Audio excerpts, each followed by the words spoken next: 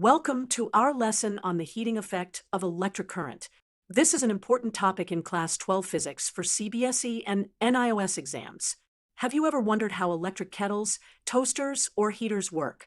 They all use the heating effect of electric current, also known as Joule's heating. Today, we'll understand how electric current produces heat, the mathematical laws governing this effect, and its practical applications. Let's start with a basic definition. When an electric current passes through a conductor with resistance, electrical energy is converted into heat. This phenomenon is known as the heating effect or Joule's heating. To understand this better, let's look at a simple circuit. We have a battery connected to a resistor. When we close the switch, current starts flowing through the circuit. At a microscopic level, this current consists of electrons moving through the conductor. These electrons collide with the atoms or ions in the conductor's lattice structure. During these collisions, the electrons transfer some of their kinetic energy to the atoms, causing them to vibrate more vigorously. This increased vibration is what we perceive as heat. The higher the resistance of the conductor, the more difficult it is for electrons to move through it, resulting in more collisions and more heat generation. Now, let's understand the mathematical relation that governs the heating effect of electric current. This is known as Joule's law of heating.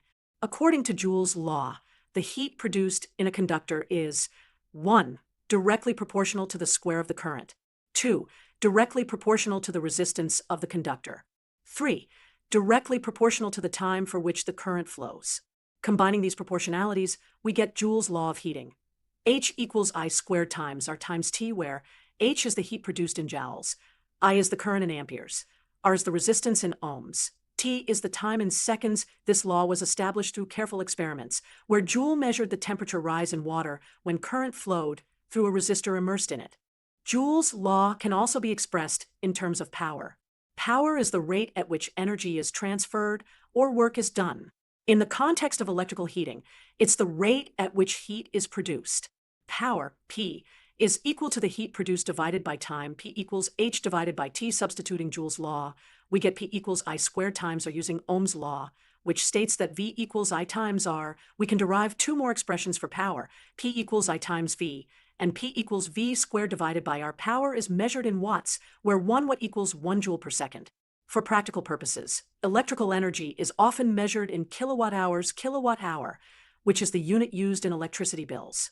1 kilowatt hour equals 1 kilowatt times 1 hour, which equals 3.6 million joules.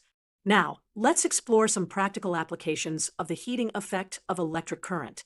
There are numerous devices that utilize the heating effect, including electric heaters. These contain high-resistance coils that produce heat when current passes through them. Electric kettles. Similar to heaters, kettles use a heating element to convert electrical energy to heat, which then boils the water. Incandescent bulbs. In these bulbs, the filament heats up to such a high temperature that it starts to glow, producing light along with heat. Electric fuse. This is a safety device that contains a wire made of a low melting point alloy. When the current exceeds the safe limit, the wire melts and breaks the circuit, protecting the appliances. Let's solve a practical problem to apply what we've learned. An electric iron draws a current of 3 amperes when connected to a 220-volt supply. Calculate A. The resistance of the iron. B. The power consumed. C. The energy consumed in 2 hours. D. The cost of operation if the rate is 5 rupees per kilowatt hour.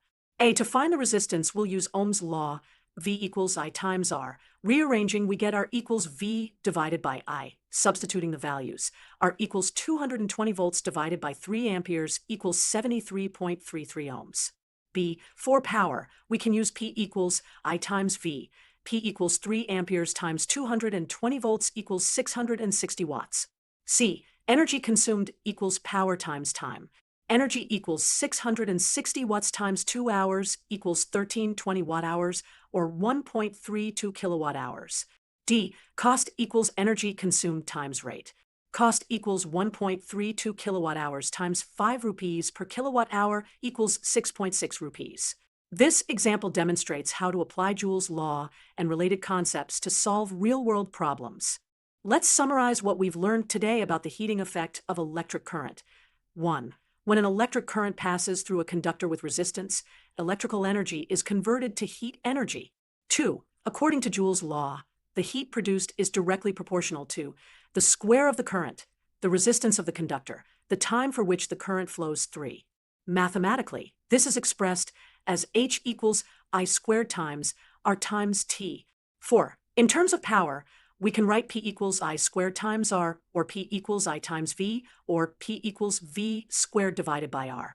5. The heating effect of electric current is used in various appliances like electric heaters, kettles, toasters, and incandescent bulbs. 6. Electric fuses and circuit breakers use this principle as safety mechanisms to protect electrical circuits from excessive current. The heating effect of electric current is a perfect example of energy conversion in physics. Understanding this concept is crucial not only for exams, but also for appreciating how many everyday devices work. Thank you for watching.